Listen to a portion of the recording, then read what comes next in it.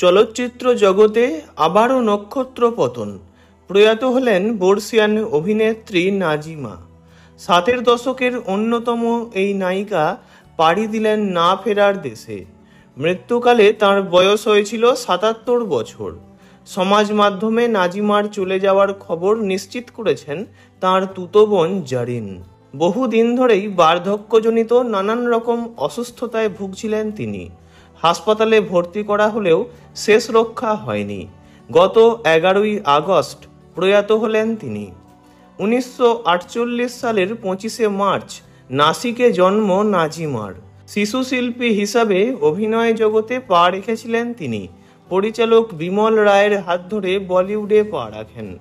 60-70-এর দশকে বলিউডে একের পর এক ছবিতে বোন বা বন্ধুর চরিত্রে অভিনয় করে নজর কেড়েছিলেন নাজিমা।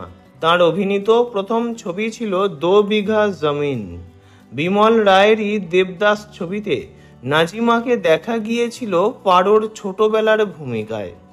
এছাড়াও বিরাজবহু সিনেমায় অভি ভট্টাচার্যের বোনের ভূমিকায় দেখা যায় তাঁকে। আশা পারেখের বোনের ভূমিকায় এই দিন বাহারকে ছবিতে অভিনয় করেছেন নাজিমা। হেমা মালিনীর প্রিয় বান্ধবীর ভূমিকাতেও অনেক ছবিতেই দেখা যায় নাজিমাকে। রাজ কাপুরের প্রযোজনায় আব দিল্লি দূর নেহিতেও কাজ করেছেন তিনি। তাছাড়া মঞ্চলি, প্রেমনগর, অনুরাগ, বেঈমানের মতো অনেক জনপ্রিয় ছবিতে অভিনয় করেছেন নাজিমা।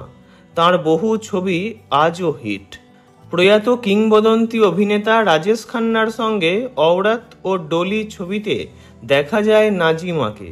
আরও এক বিশিষ্ট অভিনেতা সঞ্জীব কাপুরের সঙ্গে নিশান ছবিতে অভিনয় করেছিলেন। শেষ বয়সে মুম্বাইয়ের দাদার এলাকায় 2 ছেলের সঙ্গে থাকতেন নাজিমা। বহু বছর ধরেই লাইমলাইট থেকে দূরে ছিলেন তিনি। সোমবার সমাজ মাধ্যমে ভেসে এলো তাঁর চলে যাওয়ার খবর।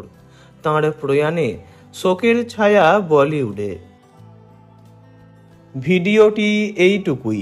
বিনোদন জগতের সব রকম খবরাখবর জানতে চ্যানেলটি অবশ্যই সাবস্ক্রাইব করবেন। ধন্যবাদ।